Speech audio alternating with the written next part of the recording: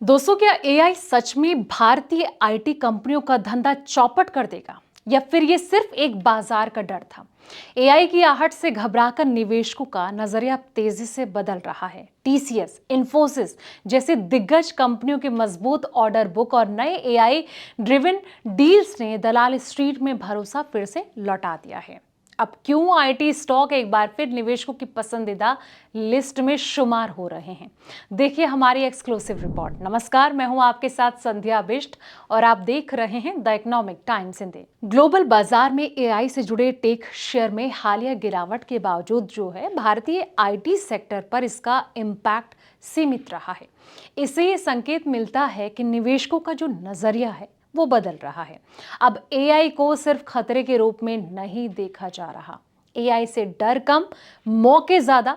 जी हाँ, रिपोर्ट के मुताबिक एंटरप्राइज लेवल पर एआई को अपनाने की जो रफ्तार है उम्मीद से धीमी है और इसमें सर्विसेज की जरूरत ज्यादा है। इसलिए आईटी कंपनियों के लिए कंसल्टिंग, इंटीग्रेशन, गवर्नमेंट जैसे क्षेत्रों में नए मौके जो हैं वो बन रहे हैं।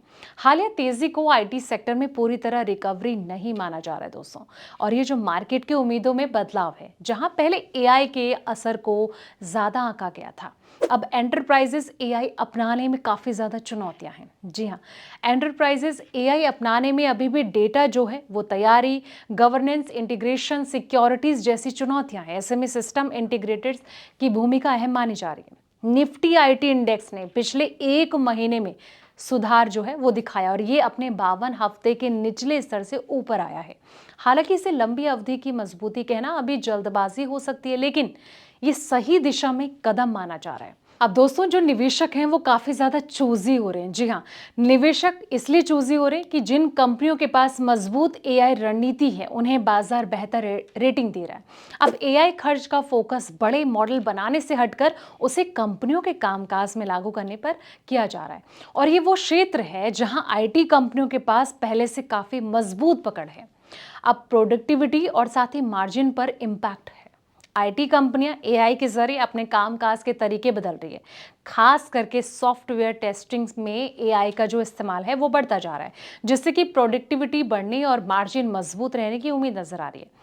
एआई पर बड़े स्तर पर निवेशक जो हैं वजह से सर्विसेज की मांग बढ़ने की उम्मीद है, और कई कंपनियां पारंपरिक एआई सर्विसेज को एआई आधारित समाधान से बदलने की योजना जो है वो बना रही है।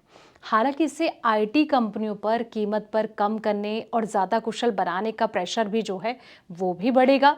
अब कंसल्टिंग बनेगा बड़ा गेम चेंजर। जी हाँ, आईटी सेक्टर के लिए कंसल्टिंग बड़ा रोल निभा सकता है दोस्तों, जहां कंपनियां बिजनेस को एआई फर्स्ट बनाने में मदद कर सकती है आने वाले समय में। वहीं आईटी कंपनियां आगे निकलती जाएंगी जो कि एआई के जरिए ठोस बिजनेस नतीजे देने में सफल मानी जा सकती हैं। लेकिन जब भी आप ऐसे कंपनियों या फिर ऐसे स्टॉक की तलाश में रहें तो एक बार अपनी रिसर्च को अच्छे से करें और एक्सपर्ट से भी सलाह लें, ताकि आपके पोर्टफोलियो पर कोई भी गलत इम्पैक्ट ना पड़े।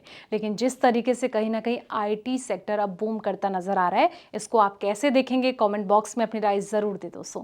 फिलहाल इस वीडियो में इतना ही। ऐसे पल पल के अपडेट्स के लिए आप देखते रहें द इकोनॉमिक टाइम्स हिंदी।